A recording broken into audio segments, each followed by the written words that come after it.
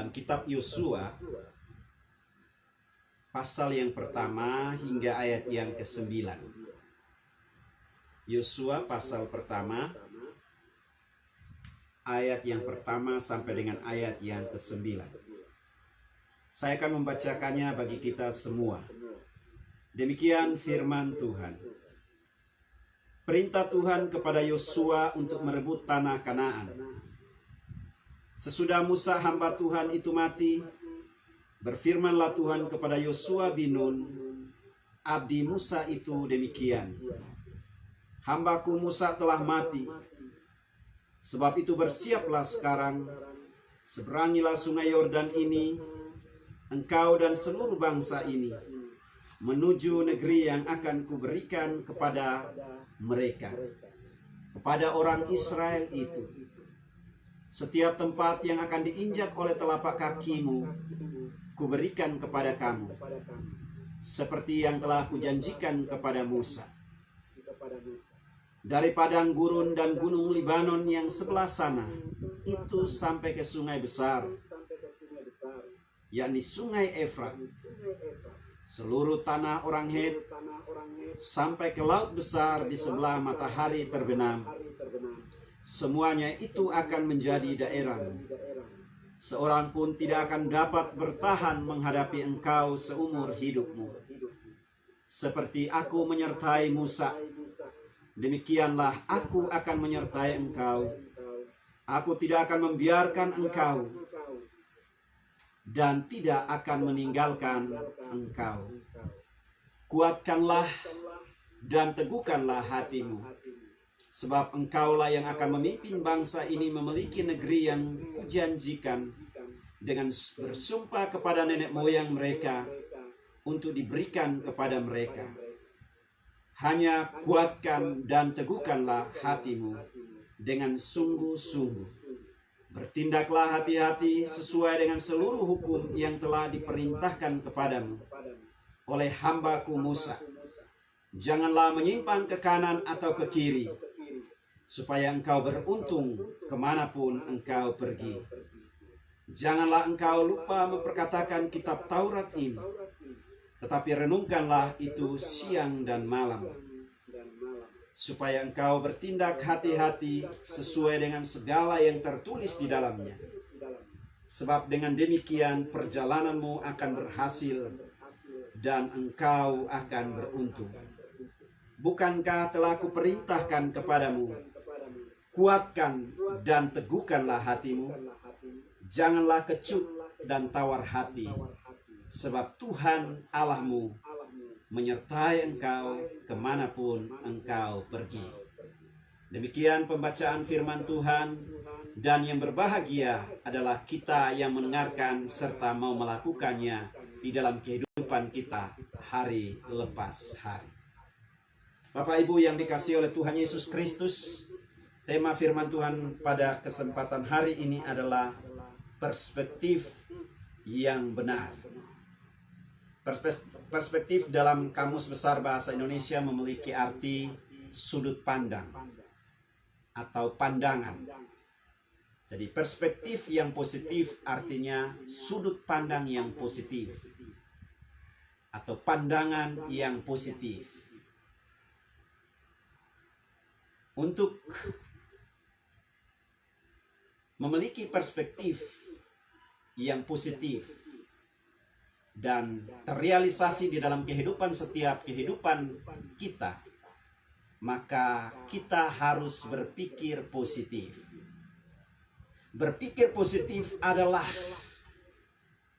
modal utama atau modal awal bagi kita untuk membangun relasi antara Allah dan relasi antara sesama manusia, atau hablum min Allah wa hablum min anas. Pikiran kita adalah musuh terbesar ketika kita berpikir secara negatif. Itu sebabnya seringkali saya berkata bahwa kita menjadi siapa kita tergantung sepenuhnya kepada apa yang kita pikirkan. Pada kesempatan hari ini kita bersama-sama akan melihat dari bagian kebenaran firman Tuhan. Beberapa poin penting agar kita tetap memiliki perspektif yang positif. Dalam bagian kebenaran firman Tuhan, kita sudah membaca di sini bahwa Yosua adalah merupakan pengganti dari Musa. Tongkat estafet ini harus diberikan kepada Yosua. Ada tantangan, ada pergumulan yang harus diemban oleh seorang Yosua. Yosua harus menggantikan Musa untuk meneruskan perjalanan bersama bangsa Israel memasuki tanah Kanaan. Mandat ini Tuhan berikan dan Tuhan percayakan kepada Musa di dalam ayat yang pertama. Di sana firman Tuhan berkata, sesudah Musa hamba Tuhan itu mati, berfirmanlah Tuhan kepada Yosua bin Nun, abdi Musa itu demikian. Hambaku Musa telah mati, sebab itu bersiaplah sekarang, seberangilah sungai Yordan ini, engkau dan seluruh bangsa ini menuju negeri yang akan kuberikan kepada mereka, kepada orang Israel itu. Jadi supaya kita tetap memiliki perspektif yang positif, kita belajar dari seorang Yosua yang pertama, kita harus melekat teguh kepada Tuhan. Melekat teguh kepada Tuhan. Hanya ketika kita melekat teguh kepada Tuhan, maka kita akan dimampukan untuk melakukan perkara-perkara yang besar. Yosua adalah pribadi yang memiliki relasi hubungan dengan seorang pemimpin besar, yaitu Musa. Ketika Musa meninggal, Tuhan memerintahkan Yosua untuk meneruskan kepemimpinan. Bagi Yosua ini adalah sesuatu yang sangat berat. Pekerjaan yang sangat berat. Bagi Yosua, ini pekerjaan yang tidak mudah. Karena dia harus berhadapan dengan orang-orang Israel yang dalam tanda kutip telah menantikan sekian tahun tentang penggenapan janji Tuhan. Bagaimana mereka harus hadir di tanah Kanaan. Tetapi realita yang terjadi justru mereka dibawa berputar-putar selama kurang lebih 40 tahun di padang gurun. Janji ini belum terrealisasi. Mereka bersungut-sungut, mereka bahkan membangkang, mereka bahkan memberontak kepada Musa. Karena janji Tuhan belum terrealisasi, membawa mereka memasuki tanah Kanaan. Yosua menyadari bahwa sebagai manusia, dia memiliki hubungan yang erat dengan Musa selama kurang lebih 40 tahun. Dia menjadi asistennya Musa. Dia memiliki cukup banyak pengalaman. Tetapi ketika Tuhan memerintahkan dia, ada kegalauan, ada frustrasi, ada rasa kecut hati. Karena yang dia akan lakukan itu jauh lebih berat dari apa yang Musa sudah kerjakan dan Musa lakukan. Itu sebabnya firman Tuhan datang kepada dia kurang lebih 3 kali. Tuhan mengetahui bahwa sebagai manusia Yosua terbatas di dalam segala hal. Tuhan menegaskan bahwa jangan takut, teguhkanlah hatimu. Kuatkan dan teguhkanlah hatimu. Tuhan sudah memberikan wilayah. Ketika kita membaca di bagian yang ketiga, bagian yang keempat di sana, firman Tuhan berkata, setiap tempat yang akan diinjak oleh telapak kakimu kuberikan kepada kamu, seperti yang telah kujanjikan kepada Musa. Ayat yang keempat, dari padang gurun dan gunung Libanon yang sebelah sana itu sampai ke sungai besar, yakni sungai Efrat, seluruh tanah orang Het, sampai ke laut besar di sebelah matahari terbenam, semuanya itu akan menjadi daerahmu. Kita lihat bahwa ada wilayah teritorial yang Tuhan janjikan Tuhan akan berikan kepada Yosua. Ada tugas berat yang harus dia lakukan. Ada daerah baru yang harus mereka kuasai. Dan itu melalui peperangan. Tuhan tidak sedang membeberkan bagaimana strategi supaya dia berperang. Supaya menguasai wilayah Kanaan. Tetapi Tuhan menegaskan kepada dia, kuatkan dan teguhkanlah hatimu. Di sini berbicara bahwa secara manusia, Yosua terbatas. Tetapi ketika dia melekat dengan Tuhan, ketika dia nempel dengan Tuhan, ketika dia menjadikan Tuhan sebagai satu-satunya sandaran hidup, dia akan memberikan kemenangan.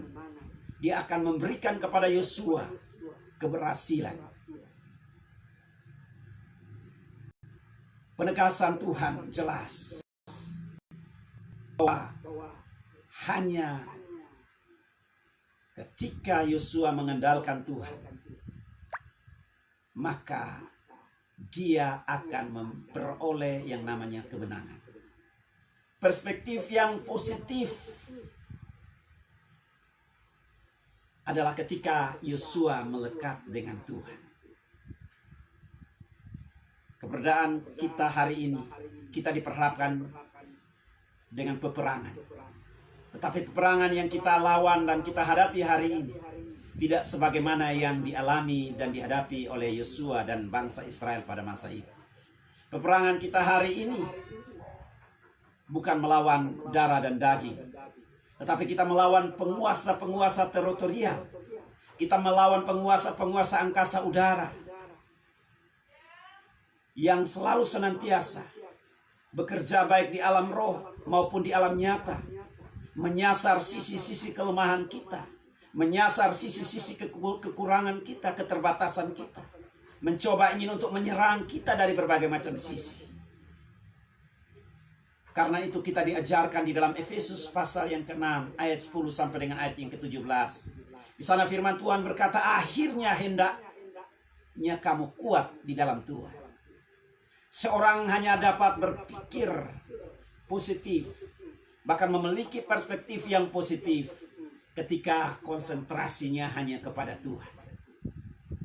Yosua ketika dia melihat masalah, tantangan, rintangan, bahkan bangsa-bangsa yang mendiami tanah Kanaan, dia menjadi ciut, dia menjadi tidak berdaya, dia menjadi pesimis.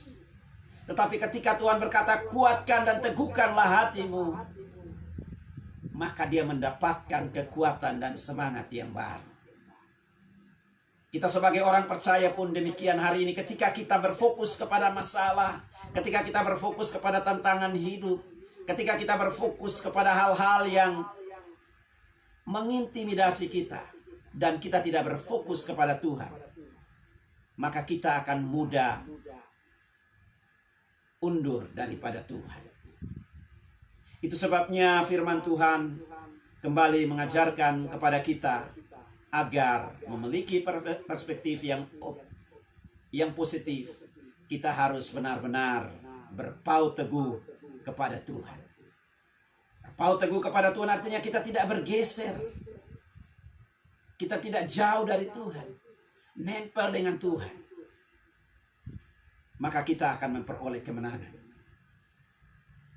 Kata berpaut teguh di sini yang Tuhan ajarkan kepada Yosua adalah kita harus melekat dengan Tuhan. Setiap saat, setiap waktu, setiap menit. Yohanes pasal 15 ayat 1 sampai dengan 8, di sana firman Tuhan dengan jelas. Yesus berkata kepada kita bahwa dialah pokok anggur, kitalah ranting-rantingnya. Firman Tuhan berkata bahwa barang siapa yang tinggal di dalam aku, ia akan berbuah lebat. Tinggal di dalam aku dan aku tinggal di dalamnya, maka ia akan berbuah lebat.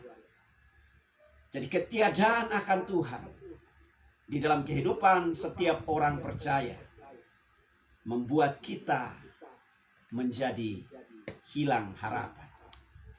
Hanya ketika kita berpaut teguh kepada Tuhan, kita memiliki optimisme yang tinggi untuk terus berkarya bagi Tuhan, untuk terus hidup bagi Tuhan dan memuliakan Tuhan. Inilah yang Tuhan ajarkan kepada Yosua. Dan firman yang sama pada hari ini diberikan kepada kita agar kita senantiasa berpaut teguh kepada Tuhan. Nama Yosua memiliki padanan yang sama seperti Yesus, yang artinya keselamatan. Dia adalah keselamatan. Dialah keselamatan kita, sumber pertolongan kita, sumber kekuatan kita hanya datang dari Tuhan. Di luar Tuhan, Yosua sadar benar bahwa dia tidak akan mampu melawan bangsa-bangsa yang menduduki tanah Kanaan. Di luar Tuhan, Yosua sadar penuh bahwa dia tidak akan mampu menjadi pemimpin atas umat Israel yang Tuhan percayakan kepadanya. Hari ini saya tidak tahu apa yang menjadi pergumulan dari kehidupan saya dan Bapak Ibu Saudara sekalian. Masalah kita, pergumulan kita, peperangan yang mungkin hari ini kita alami. Baik secara internal kita sedang berjuang melawan keinginan daging kita yang berupaya mengontrol cara dan konsep pandangan kita. Maka hari ini juga Tuhan mau agar kita keluar dari pandangan-pandangan yang negatif dan berpaut sepenuhnya kepada Tuhan. Sebab hanya Dia satu-satunya sumber jawaban. Hanya Dia satu-satunya sumber pertolongan yang sejati. Yosua bisa menggunakan banyak cara untuk menghadapi bangsa-bangsa yang mendiami Kanaan. Tetapi Tuhan tidak menjabarkan itu di dalam bagian kebenaran firman Tuhan. Tuhan hanya berkata, kuatkan dan teguhkanlah hatimu dengan sungguh-sungguh. Jadi ini Tuhan minta keseriusan dari saya dan Bapak Ibu Saudara sekalian ketika kita punya masalah, ketika kita punya pergumulan. Mari bersungguh-sungguhlah datang kepada Tuhan. Berdoa kepada Tuhan. Berseru kepada Tuhan. Meminta kepada Tuhan. Berharap kepada Tuhan. Sebab Dia satu-satunya sumber pertolongan kita. Sekali lagi saya rindu batakan bagi kita sekali lagi di dalam Efesus pasal yang ke-6. Perjuangan kita bukanlah melawan darah dan daging, tetapi melawan penguasa-penguasa angkasa raya yang harus dilawan dengan kebenaran firman Tuhan, bukan dengan kekuatan kita. Efesus pasal yang ke-6 firman Tuhan berkata demikian, akhirnya hendaklah kamu kuat di dalam Tuhan, di dalam kekuatan kuasa-Nya. Kenakanlah seluruh perlengkapan senjata Allah, supaya kamu dapat bertahan melawan tipu muslihat iblis. Karena perjuangan kita bukanlah melawan darah dan daging, tetapi melawan pemerintah-pemerintah, melawan penguasa-penguasa, melawan penghulu-penghulu dunia yang gelap ini, melawan roh-roh jahat di udara. Sebab itu ambillah seluruh perlengkapan senjata Allah, supaya kamu dapat mengadakan perlawanan pada hari yang jahat itu, dan tetap berdiri. Sesudah kamu menyelesaikan segala sesuatu. Jadi berdirilah tegap, berikat pinggangkan kebenaran, dan berbaju sirahkan keadilan.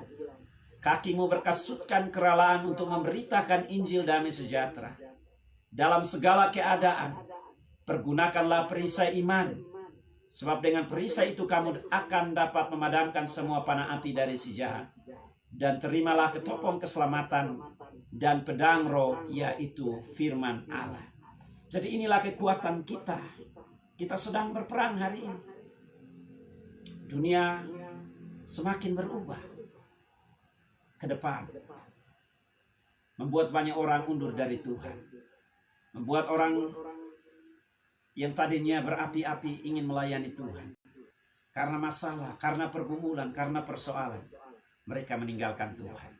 Saya dan Bapak Ibu Saudara sekalian, kita kembali diajar oleh Tuhan supaya kita tetap eksis di tengah-tengah dunia yang jahat ini. Maka kita harus berpaut teguh kepada Tuhan. Hanya dengan berpaut kepada Tuhan, kita dapat mengeliminir semua masalah dan persoalan yang ada, dan tetap berpikir atau memiliki perspektif yang positif. Kalau kita tidak hidup di dalam Tuhan, berpaut di dalam Tuhan, melekat di dalam Tuhan, saya percaya bahwa yang ada, iblis akan meracuni perspektif kita, sehingga kita isi pola pikir kita yang tercermin dalam sikap tindakan kita, itu berbagai macam dosa dan kejahatan yang akan kita lakukan, sehingga kita keluar dari apa yang menjadi rencana dan kehendak Tuhan bagi kehidupan kita sekalian. Poin yang kedua dari bagian kebenaran firman Tuhan yang harus kita perhatikan secara bersama-sama agar kita tetap memiliki perspektif yang positif adalah berpaut sepenuhnya kepada firman Tuhan. Ayat yang ke-8 sampai dengan ayat yang ke-9, firman Tuhan di sana berkata demikian. Janganlah engkau lupa memperkatakan kitab Taurat ini, tetapi renungkanlah itu siang dan malam, supaya engkau bertindak hati-hati sesuai dengan segala yang tertulis di dalamnya. Sebab dengan demikian perjalananmu akan berhasil dan engkau akan beruntung. Jadi poin yang kedua, berpaut sepenuhnya kepada firman Tuhan. Agar memiliki perspektif yang positif. Tidak ada cara lain. Cara yang paling jitu, cara yang paling mudah, cara yang paling ampuh untuk membawa saya dan Bapak Ibu Saudara sekalian, kita tetap memiliki perspektif yang positif di tengah-tengah situasi yang tidak kita inginkan, di tengah-tengah pergumulan hidup yang kita hari ini alami dan kita hadapi. Tidak ada cara lain selain berpaut sepenuhnya kepada firman Tuhan. Yosua diingatkan dan diajar oleh Tuhan agar dia tetap merenungkan, membaca, merenungkan dan melakukan firman Tuhan. Tanpa membaca dan merenungkan serta melakukan firman Tuhan, Yosua akan mudah dipengaruhi. Yosua akan mudah melupakan segala kasih Tuhan, kebaikan Tuhan yang Tuhan nyatakan, yang Tuhan buat di sepanjang perjalanan bangsa Israel keluar dari Mesir, memasuki tanah perjanjian. Hanya ketika Yosua berpaut sepenuhnya kepada kebenaran firman Tuhan, maka Yosua akan tetap memiliki perspektif yang positif untuk menatap semua yang telah Tuhan siapkan, yaitu kemenangan demi kemenangan, keberhasilan demi keberhasilan di dalam merebut tanah Kanaan. Tanpa berpaut sepenuhnya kepada kebenaran firman Tuhan, Yosua tidak akan mampu untuk memimpin umat Israel. Inilah yang Tuhan ajarkan, membaca, merenungkan, serta melakukan. Banyak orang hari ini mencoba ingin untuk memiliki perspektif yang positif. Di tengah-tengah tantangan hidup, di tengah-tengah pergumulan hidup, di tengah-tengah situasi dan keadaan yang ada, dia mengalami frustrasi, depresi, karena dia mencoba berusaha menyelesaikan setiap masalah dan persoalan yang ada dengan konsep dan cara berpikirnya, sehingga dia mengabaikan kebenaran firman Tuhan. Tetapi Tuhan mengajarkan kepada kita bahwa satu-satunya agar kita tetap memiliki perspektif yang positif adalah ketika kita membaca, merenungkan, dan melakukan firman Tuhan. Di sini berbicara tentang ketaatan kita. Ketaatan. Tuhan memberikan jaminan kepada Yosua. Tuhan adalah Tuhan atas seluruh totalitas kehidupan Yosua dan bangsa Israel. Tetapi ketika mereka tidak taat untuk melakukan setiap kebenaran firman Tuhan, maka mereka diperhadapkan dengan berbagai macam situasi-situasi yang sulit, situasi-situasi yang sukar. Itu sebabnya kita kembali diajarkan pada hari ini bahwa satu-satunya agar kita benar-benar bertindak hati-hati,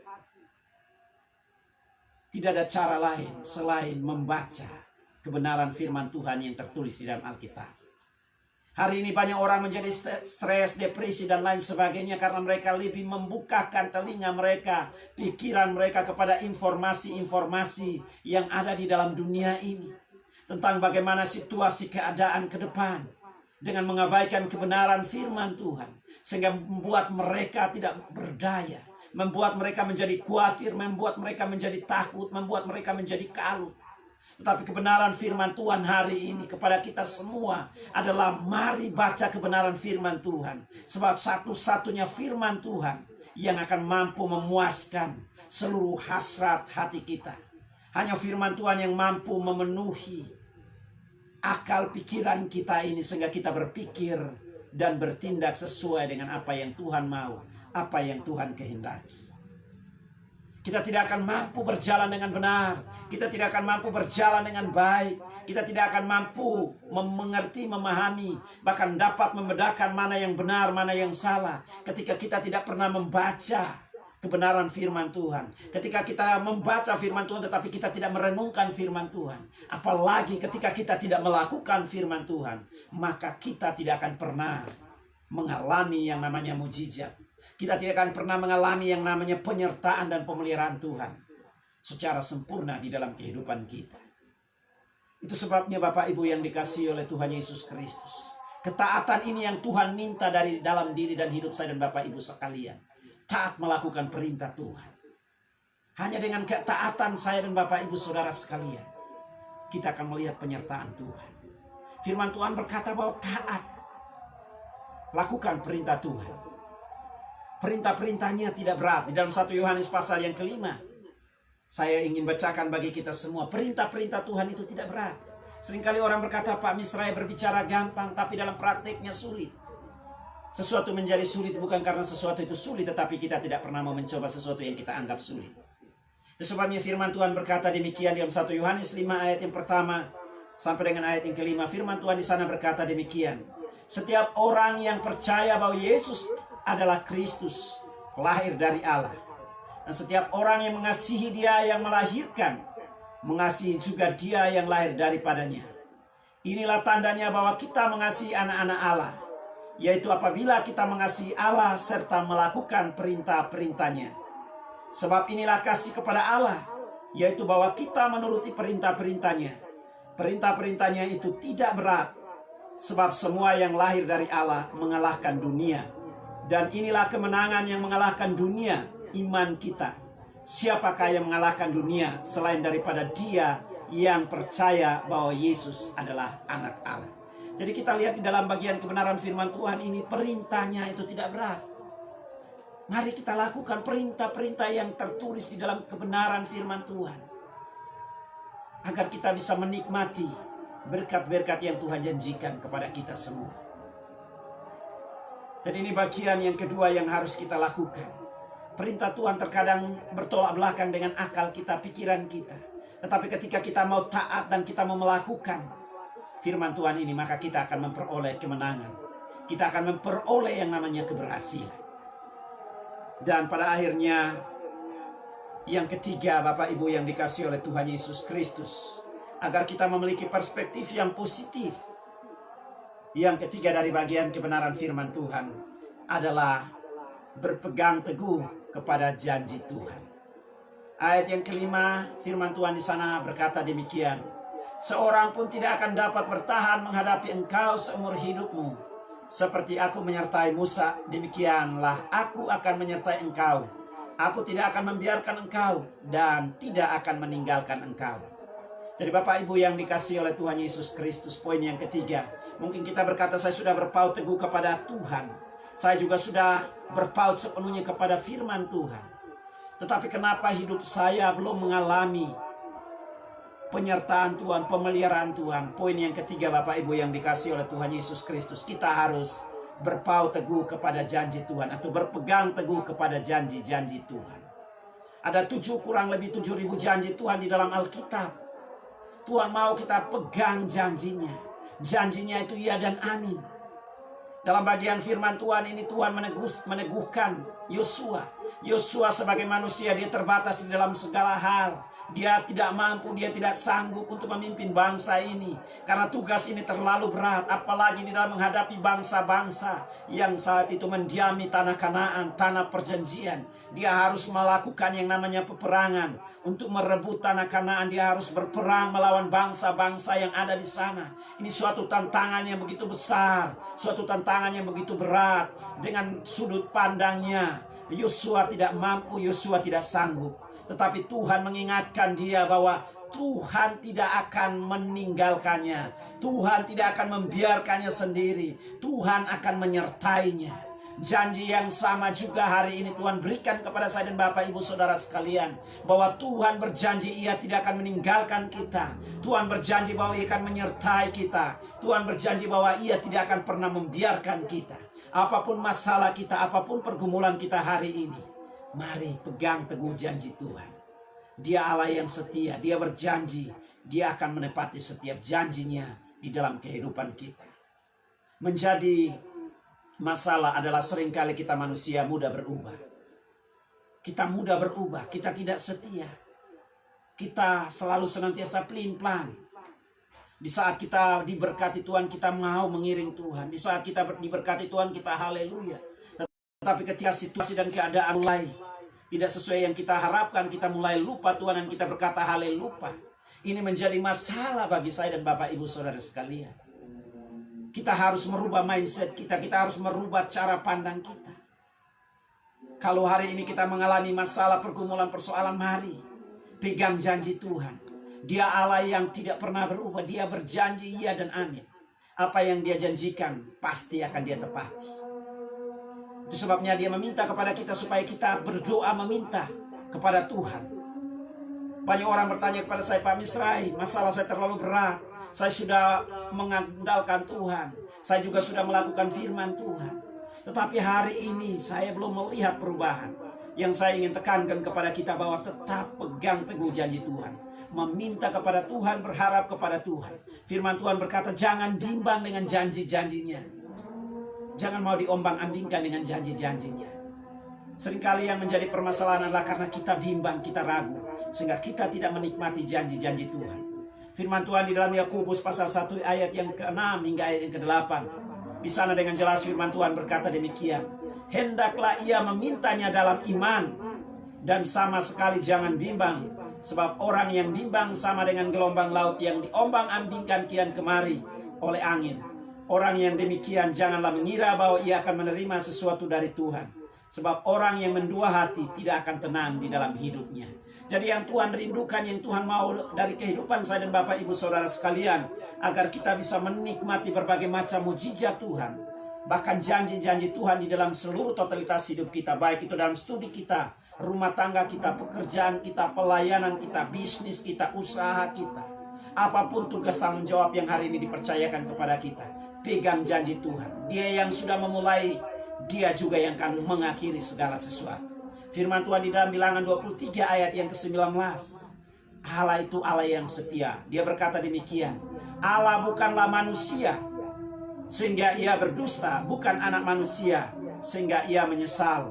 Masakan ia berfirman dan tidak melakukannya, atau berbicara dan tidak menepatinya.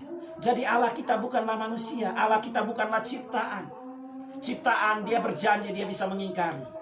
Tetapi yang namanya pencipta, dia tidak akan pernah mengingkari janjinya. Sekali dia berkata dia akan memberkati kita, dia akan memberkati kita. Sekali dia berkata bahwa dia akan menyertai kita sepanjang masa, dia akan menyertai kita sepanjang masa. Sekali dia berkata bahwa dia tidak akan membiarkan kita mengalami berbagai macam penderitaan, tantangan hidup, pergumulan hidup. Janjinya setia. Sekali dia berkata bahwa dia tidak akan pernah meninggalkan kita. Janji Tuhan iya dan amin. Yesus berjanji bahwa dia tidak akan meninggalkan kita. Dia akan terus menuntun kita. Permasalahannya adalah seringkali kita cepat putus asa. Permasalahan adalah seringkali kita menggunakan cara kita, perspektif kita, untuk melihat janji-janji Tuhan itu dengan kasat mata kita, sehingga kita menjadi kecewa, kita menjadi putus asa, dan kita meninggalkan Tuhan. Bapak Ibu yang dikasihi oleh Tuhan Yesus Kristus, inilah yang Tuhan rindukan agar kita lakukan di dalam seluruh totalitas kehidupan kita. Jadi Bapak Ibu yang dikasihi oleh Tuhan Yesus Kristus, memiliki perspektif yang positif. Kita harus pertama berpaut teguh kepada Tuhan. Yang kedua, agar kita tetap memiliki perspektif yang positif, Tuhan mau kita berpaut sepenuhnya kepada firman Tuhan. Dan yang terakhir, agar kita tetap memiliki perspektif yang positif, Tuhan mau kita berpaut sepenuhnya kepada janji-janji Tuhan. Di dalam firman Tuhan yang terakhir bagi kita di dalam Yeremia pasal 17, saya rindu bacakan bagi kita semua. Firman Tuhan di sana demikian berbunyi. Beginilah firman Tuhan, terkutuklah orang yang mengandalkan manusia, yang mengandalkan kekuatannya sendiri, dan yang hatinya menjauh daripada Tuhan. Ia akan seperti semak bulus di padang belantara. Ia tidak akan mengalami datangnya keadaan baik. Ia akan tinggal di tanah angus di padang gurun, di negeri padang asing yang tidak berpenduduk. Diberkatilah orang yang mengandalkan Tuhan, yang menaruh harapannya pada Tuhan. Ia akan seperti pohon yang ditanam di tepi air, yang merambatkan akar-akarnya ke tepi batang air, dan yang tidak mengalami datangnya panas terik, yang daunnya tetap hijau, yang tidak khawatir dalam tahun kering, dan yang tidak berhenti menghasilkan buah. Biarlah kiranya kebenaran firman Tuhan ini terus mendorong kita untuk terus memiliki perspektif yang positif di tengah-tengah tantangan, rintangan, dan pergumulan hidup yang kita alami. Dan terus memuliakan Tuhan. Tuhan Yesus Kristus memberkati.